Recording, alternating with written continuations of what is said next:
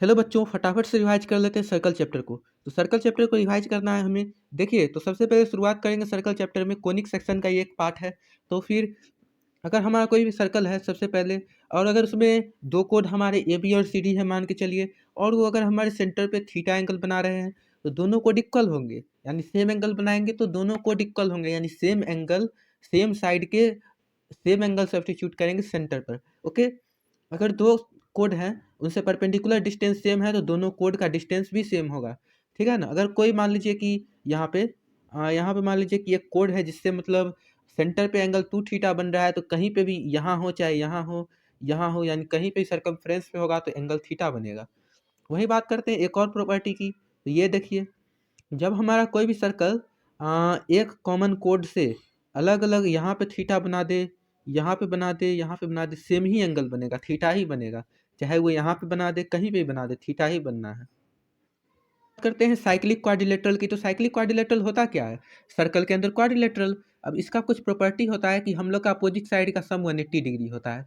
उसी तरह angle A plus angle C हमारा 180 है, angle B plus angle D हमारा 180 है। ओके। अब हम देखते हैं, ये देखिए, ये हमारा एक तरीके से ए बी है। तो ए बी यहाँ पे क्या है? यहाँ पे ए बी हमारा यहाँ पे आर्क है, इसको हम लोग माइनर आर्क बोलेंगे, ये वाला ए बी। ये ऊपर से जो ए बी है इसको हम लोग मेजर आर्क बोलेंगे। ठीक है ना। और फिर ये जो है हमारा बीच का एरिया, उसको हम लोग सेक्टर बोलते हैं। एरिया होता है बेसिकली सेक्टर। इसका तो सर्किल में फॉर्मूला भी पढ़ा था, theta by 2 pi into pi R square area होता है। ठीक है। एक और चीज़ जो आपको ध्यान में होना चाहिए, कोई भी सर्कल है मान के चलिए, तो ये रहा हमारा कोई सर्कल जिसमें सी डी और ए पी हम लोग का क्या कर रहा है, नेक्स्ट डायमीटर से पास कर रहा है। और यहाँ पे मतलब बोले तो सेंटर इसका पी है, तो A P into P C, यानी कि A P into A P into P C. ठीक है ना। यानी अपोजिट अपोजिट इसका रेशियो जो होता है सेम होता है, एक तरीके से देख सकते हैं। उसी तरीके से यहाँ पे भी देख लीजिए, हम लोग का ये जो पी कॉमन पॉइंट पे जाके मिल रहा है, ये सेम रेशियो में डिवाइड करेंगे। यानी कि C D by A B हम लोग का P C by B C B P भी हो सकता है एक तरीके से। वही बात करें, अगर हम लोग का कोई भी सर्कल है और हम लोग का यहाँ पे डिस्टेंस कम होगा सेंटर से, तो ऑब्वियस सा बात है कि उसका जो लेंथ होगा वो ज़्यादा हो जाएगा। इसीलिए ए बी का डिस्टेंस कम है तो इसका लेंथ ज़्यादा है। ठीक है ना। अगर हम बात करें सेक्टर की, तो एक होता है मेजर सेक्टर, एक होता है माइनर सेक्टर। ठीक है ना। उसी को हम लोग सेक्टर बोलते हैं। एक टेंजेंट की प्रॉपर्टी है जो आपको याद होनी चाहिए, tangent length of both the tangent equal होगा। कब होगा? मान लीजिए पी पॉइंट डिस्टेंस पे है, तो फिर यहाँ से हम लोग को निकालना है पी पॉइंट पे टेंजेंट का बहुत सारा एप्लीकेशन। तो आपको ध्यान में क्या रखना है, कोई भी रैंडम पी पॉइंट हो, अगर हम ए से डिस्टेंस निकाले और बी से डिस्टेंस निकाले तो सेम ही होगा।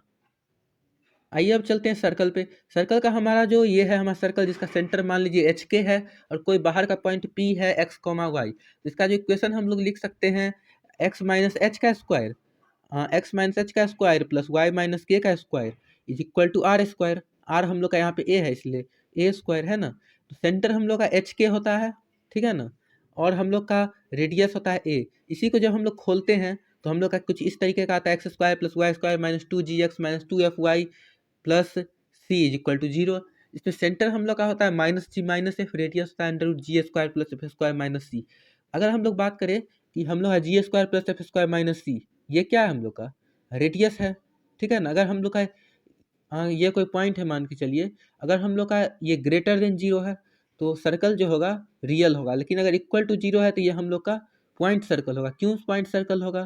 क्योंकि हम लोग का रेडियस टेंस टू जीरो हो रहा है तो सर्कल भी तो पॉइंट होगा। वहीं पे अगर हम लोग का रेडियस लेस देन जीरो या नेगेटिव बता रहा है तो इमेजिनरी सर्कल की बात हो। अगर हम बात करें यहाँ पे, अगर हम बात करें इक्वेशन से, तो फिर ये रहा इक्वेशन। तो यहाँ से हम लोग को सेंटर निकालना है, तो हम क्या करेंगे, minus half the coefficient of x. यहाँ पे देखिए कोफिशिएंट ऑफ एक्स अगर माइनस 2h है तो इसका सेंटर h हो जाएगा माइनस हाफ करने पे। कोफिशिएंट ऑफ y हो जाएगा -2 के, तो फिर हम लोग का y कोऑर्डिनेट यहाँ से सेंटर का निकल जाएगा minus half the coefficient of y। ठीक है ना। यहाँ पे एक मिस्टेक है, कोफिशिएंट ऑफ y होगा x की जगह। सर्कल होने के लिए कुछ कंडीशन को सेटिस्फाई करना बहुत जरूरी है। एक्स स्क्वायर प्लस ये हम लोग का जनरल फॉर्म होता है सर्कल का, जिससे हम लोग सर्कल को अगर रिप्रेजेंट करते हैं तो हम लोग का जो कोफिशिएंट ऑफ एक्स स्क्वायर है वो वाई स्क्वायर के बराबर होना चाहिए और जीरो नहीं होना चाहिए। Coefficient of X Y zero होना चाहिए। एक कोनिक का आप जनरल इक्वेशन जानते हैं, x square plus b y square plus two h x y plus two जी x plus two F Y plus c बराबर जीरो। इसी में अगर हम लोग का कोफिशिएंट ऑफ ए बराबर बी हो जाए और टू एच एक्स वाई वाला टर्म हट जाए तो इस सर्कल का इक्वेशन बन जाएगा। तो यहाँ से हम लोग का सर्कल का इक्वेशन क्या आता है, x square plus Y square plus two ji x plus two F Y plus C is equal to zero. Circle में हमारा तीन आर्बिट्रियरी कांस्टेंट होता है, जी एफ और सी, ठीक है ना, और तीनों का यूनिक यूनिक वैल्यू होता है और इसी से हम लोग के सर्कल का पॉइंट का पता चलता है। अब बात करते हैं डायमेट्रिक फॉर्म ऑफ सर्कल की। तो कोई भी सर्कल है, ठीक है ना, मान लेते हैं, आपको मैं दिखा देता हूँ। कोई मान लीजिए कि एक सर्कल है और यहाँ पे हम लोग का x1 y1 है, इधर हम लोग का x2 y2 है। तो हम लोग यहाँ से डायमेट्रिक फॉर्म इक्वेशन क्या देते हैं, x minus x one into X minus X two plus Y minus Y one into Y minus Y two is equal to zero.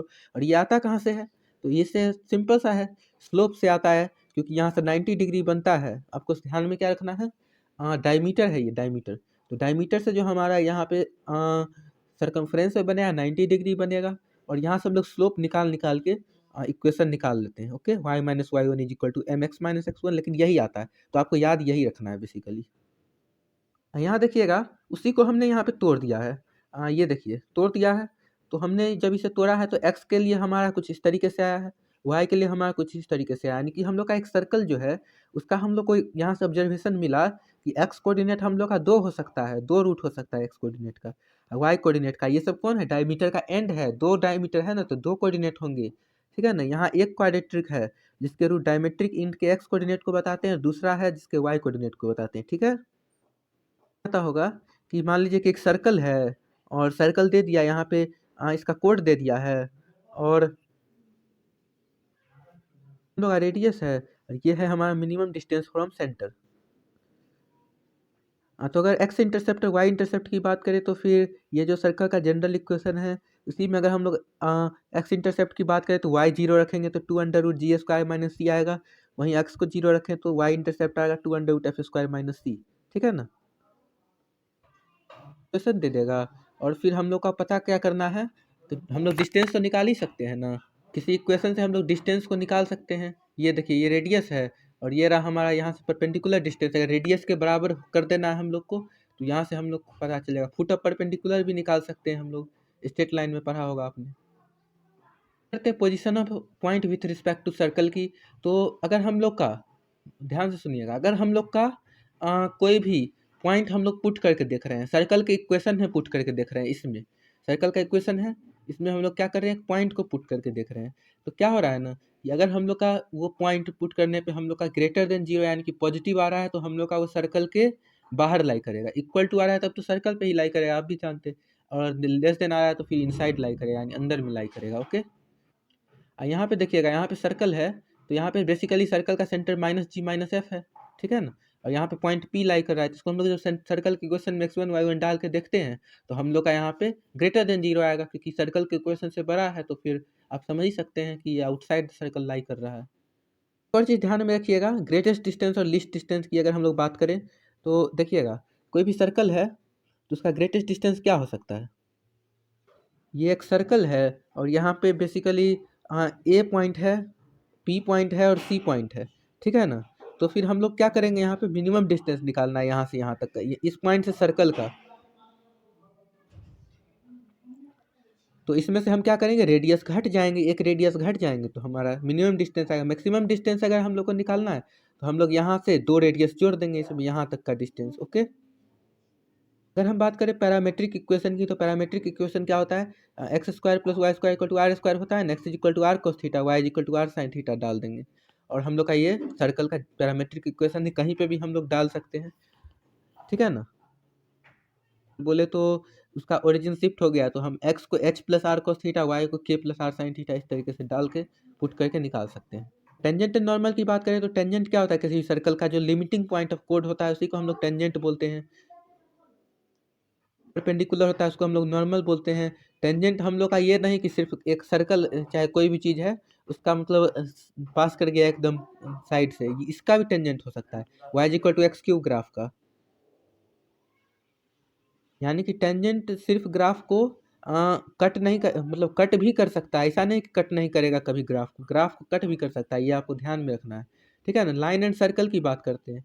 तो अगर मान लीजिए कोई लाइन का इक्वेशन दे रखा है, कोई सर्कल का इक्वेशन दे रखा है, तो आप जानते हैं लाइन हम लोग का अंदर है बाहर है कैसे पता चलेगा?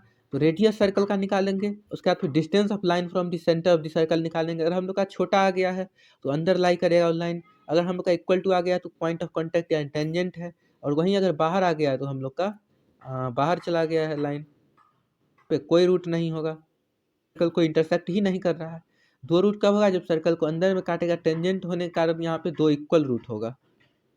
अब बात करते हैं कार्टेशियन फॉर्म ऑफ सर्कल की। तो कोई भी सर्कल का इक्वेशन है तो हम एक्स को क्या करते हैं, एक्स एक्स स्क्वायर को एक्स वन, वाई स्क्वायर को वाई वाई वन, एक्स को x plus x one by two, y को y plus y one by two put कर देते हैं। तो यहाँ से टेंजेंट का इक्वेशन आ जाता है, एक्स स्क्वायर को एक्स एक्स वन कर देना इसी तरीके से। तो टी इक्वल टू जीरो यही होता है, टेंजेंट का equation t equal to zero होता है। पैरामेट्रिक फॉर्म ऑफ टेंजेंट की बात करें तो उसका इक्वेशन होता है x cos theta plus y sine theta is equal to r, ठीक है ना।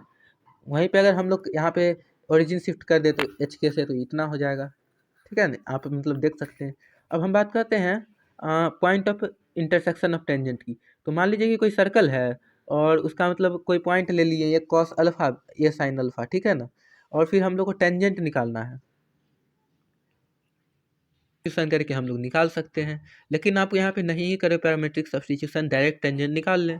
वो टेंजेंट यहाँ से निकला है, distance of line is equal to radius से, Y is equal to M X plus minus, C को हम लोग लिखेंगे a under root one plus M square. C हमेशा a under root one plus M square होगा circle के case में, ठीक है ना। ये हम लोग कोनिक में अलग अलग के लिए वेरी करता है, ठीक है।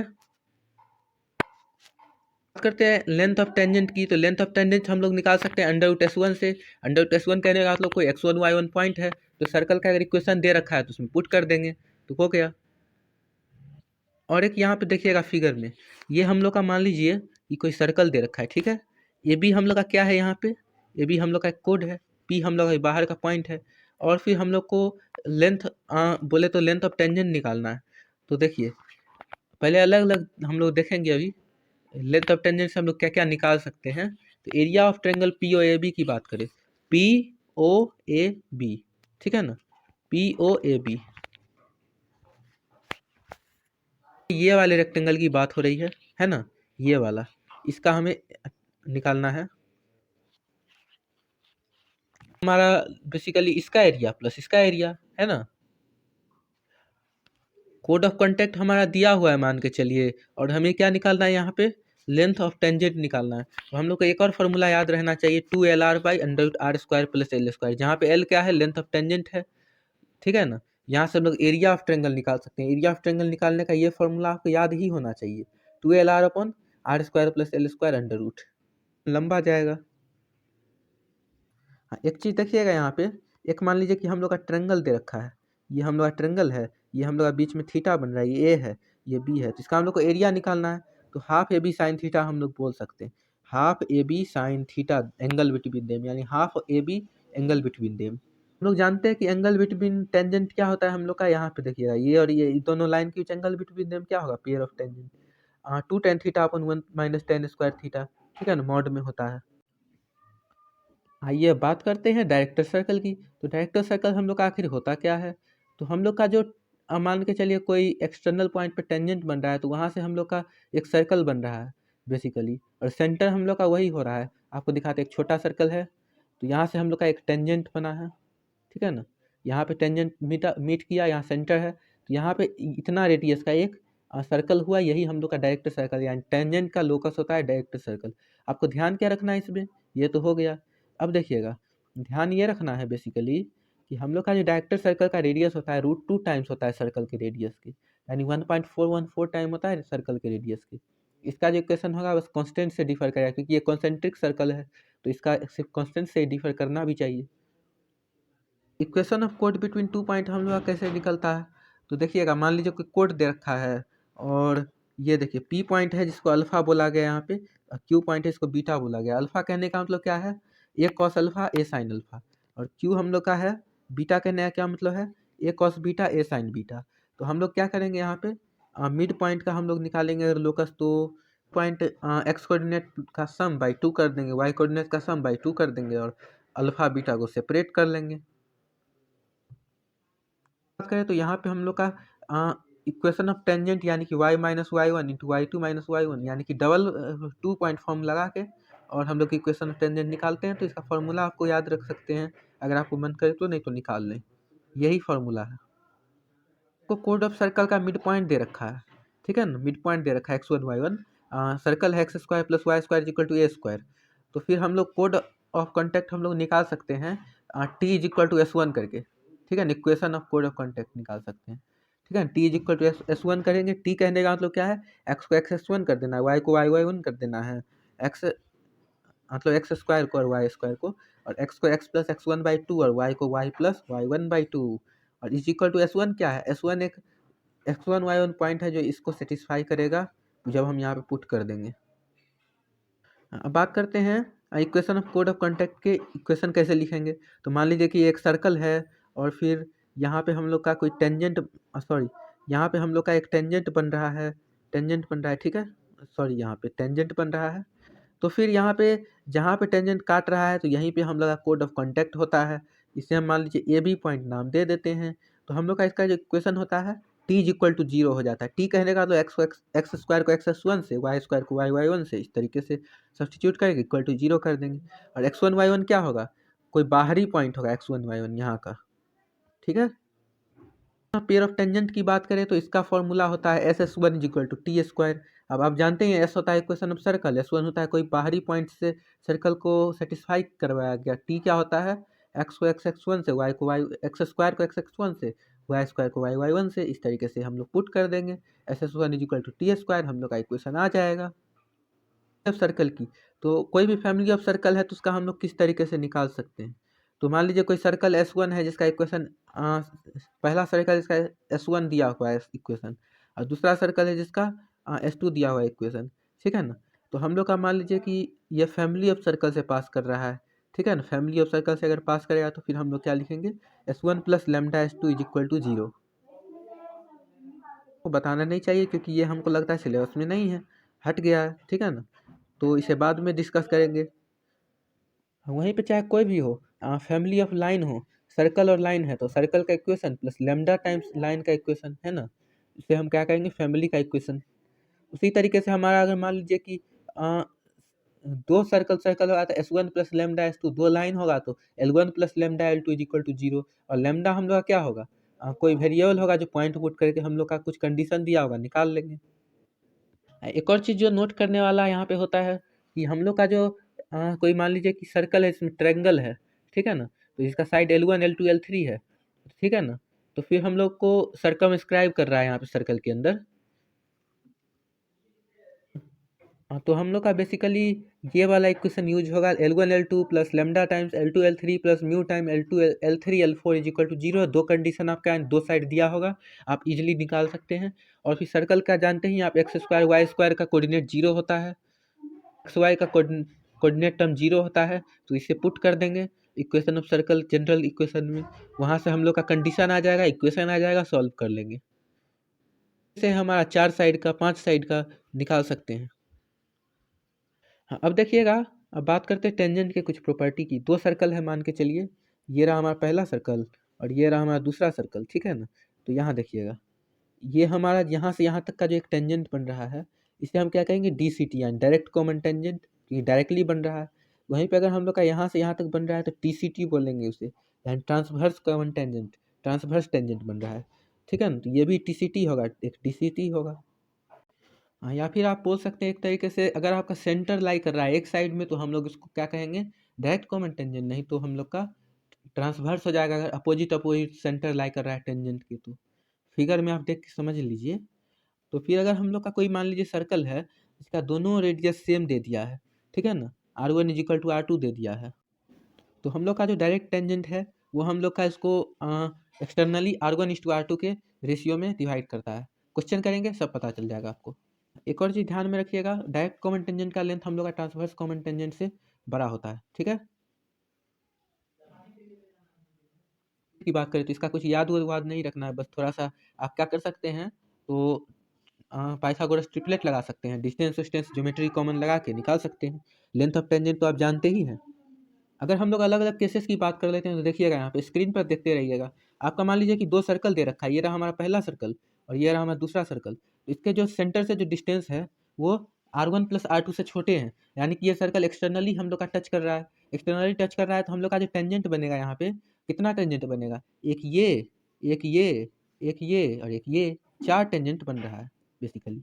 तो हम लोग का जो दो सर्कल एक्सटर्नली है उसका हमारा 4 टेंजेंट बनता है। आपको ध्यान देना है, दो सर्कल होता है, एक सर्कल मान लीजिए कि ये रहा एक सर्कल, और फिर मान लीजिए कि ये दूसरा सर्कल है, ठीक है ना, कुछ इस तरीके का है। तो फिर इसके बीच का हम सेंटर का डिस्टेंस देखते हैं। तो अगर हम लोग का यहाँ पे मान लीजिए कोई कोऑर्डिनेट दे रखा है, यहाँ कोऑर्डिनेट दे रखा है, डिस्टेंस निकाल लेंगे डिस्टेंस फार्मूला से। R1 और R2 का डिस्टेंस निकालेंगे, होगा R1 प्लस R2 के इक्वल होगा, R1 और R2 के। यहाँ पे जो टेंजेंट बनेगा वो 3 कॉमन टेंजेंट बनेगा, एक ये, एक ये, एक ये, ठीक है। अब तीसरा केस की बात कर लेते हैं। मान लीजिए तीसरा केस है जिसमें एक सर्कल है, एक मिनट, एक सर्कल है और फिर एक सर्कल हमारा अंदर में दे रखा है। अंदर में दे रखा है कहने का मतलब है कि थोड़ा सा बस इसका पार्ट अंदर चला गया। तो आप जानते हैं कि यहाँ पे मान लीजिए डिस्टेंस अगर इसका होगा, डिस्टेंस होगा C1 C2, C1 C2। तो C1 C2 का जो डिस्टेंस होगा ये R1 प्लस R2 से तो छोटा ही होगा, दोनों रेडियस के डिस्टेंस से तो छोटा ही होगा सम से। तो आप जानते हैं यहाँ पे टेंजेंट कितना बन सकता है, तो यहाँ पे टेंजेंट बन सकता है 2, ये रहा टेंजेंट, है ना। अब देखते हैं एक और केस। तो ये हमारा सर्कल दे रखा है, ये रहा सर्कल, और फिर ये रहा मान लीजिए कि दूसरा सर्कल, ठीक है ना, ये रहा हमारा दूसरा सर्कल अंदर में। तो यहाँ पे क्या हो रहा है, इसमें ऑब्जर्वेशन कीजिएगा, इसमें ऑब्जर्वेशन करने की चीज़ है। तो यहाँ पे जो C1 C2 है ये तो R1 प्लस R2 से तो कम ही होगा, ये बात का तो गारंटी है। लेकिन यहाँ देखिए, यहाँ पे C1 है, ये C2 है, ये डायरेक्ट इक्वल टू होगा, C1 C2 equal to R1 minus R2 का मॉड, बड़ा सर्कल का रेडियस माइनस छोटा सर्कल का रेडियस, यही डिस्टेंस होगा कि बड़ा का रेडियस ये होता है और छोटा का रेडियस तो आप जानते ही हैं क्या होता है, ये होता है या ये होता है। तो ये वाला पार्ट हटा दिए छोटा का, ये डिस्टेंस आ गया, ठीक है ना। अगर हम बात करते हैं यहाँ पे टेंजेंट की, तो एक मिनट, कॉमन टेंजेंट एक बन सकता है, कहाँ बन सकता है, तो यहाँ बन सकता है, कॉमन टेंजेंट की बात हो रही है यहाँ पे, ठीक है।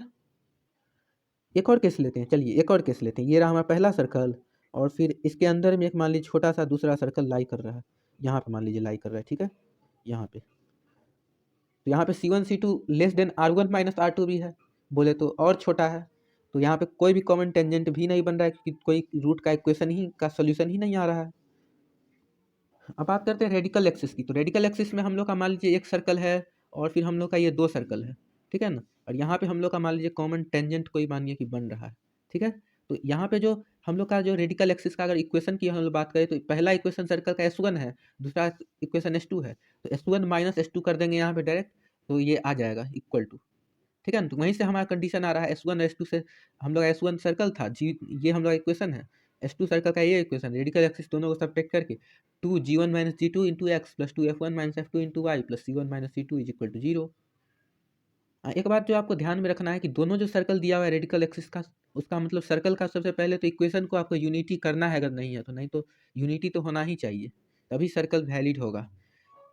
आप इसका मतलब हर तरीके से एप्लीकेशन में इस्तेमाल कर सकते हैं, चाहे वो बाहर में टेंजेंट हो, चाहे वो अंदर में कॉमन कोड पे मतलब काट रहा हो, आप यहाँ पे S1 minus S2 equal to 0 लगा देंगे।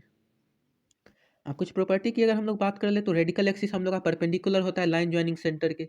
यहाँ पे मान लीजिए लाइन यहाँ पे सेंटर को ज्वाइन कर रहा है, तो ये हम लोग का रेडिकल एक्सिस है परपेंडिकुलर। स्लोप है, इसका जो स्लोप है और सर्कल का जो स्लोप है, इस दोनों का प्रोडक्ट हम लोग का -1 हुआ क्योंकि दोनों परपेंडिकुलर है, 1m2 इज इक्वल टू -1। अब देखिएगा दो सर्कल हम लोग का रेडिकल एक्सिस पे जो काटता है, कॉमन टेंजेंट दिया हुआ है तो हम लोग सीधा लगाते हैं S1 minus S2 is equal to 0, ठीक है।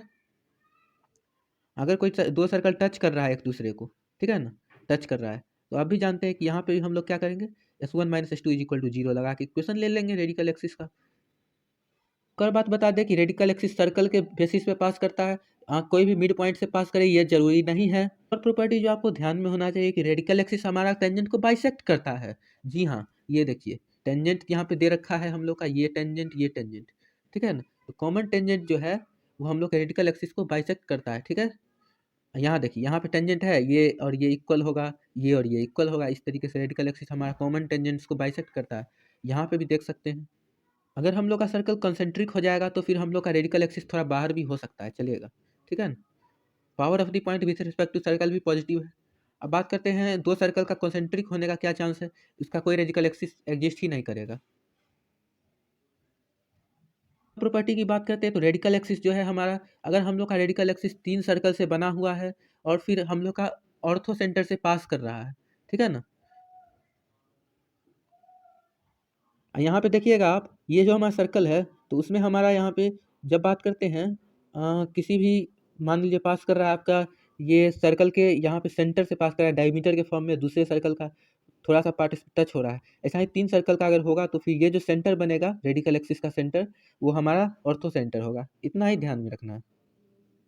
अब बात करते हैं कि दो सर्कल, दो मतलब कोई भी लाइन है, कोई भी कोनिक्स है, जब इंटरसेक्ट करते हैं तो हम लोग का जो इंटरसेक्ट करता है तो हम लोग से एंगल कैसे निकालते हैं, टेंजेंट ड्रॉ करते हैं, टेंजेंट से ही एंगल निकलता है। अगर हम लोग का थीटा 90 है, इसका मतलब क्या है कि ऑर्थोगोनल है। जैसे कि हम लोग ट्रायंगल में जानते ही हैं कोसाइन रूल लगाना, ये तो आप सब जानते हैं प्रॉपर्टी ऑफ ट्रायंगल का।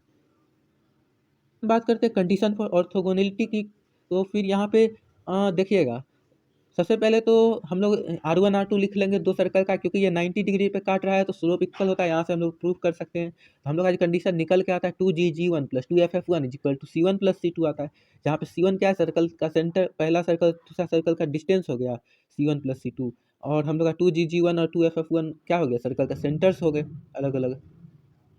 आपको क्वेश्चन में दे सकता है पोलर पॉइंट, ठीक है ना। पोलर पॉइंट आपको निकालने का इक्वेशन होता है t इज इक्वल टू 0। ये हम लोग का पोलर पॉइंट कहाँ से आता है, ये देखिए टेंजेंट है, ये t है, कोई पॉइंट p बाहर में लाई करता है तो पोलर पॉइंट ऑफ p पूछ देता है कभी कभी। इसका x1 y1 दिया हुआ है, वही पुट कर देंगे इक्वेशन में t इज इक्वल टू 0 पे, ठीक है ना। ऐसा लगता है कि हमने यहाँ पे सारा चीज़ पढ़ लिया है, तो फिर हम मिलते हैं आपसे नेक्स्ट वीडियो में।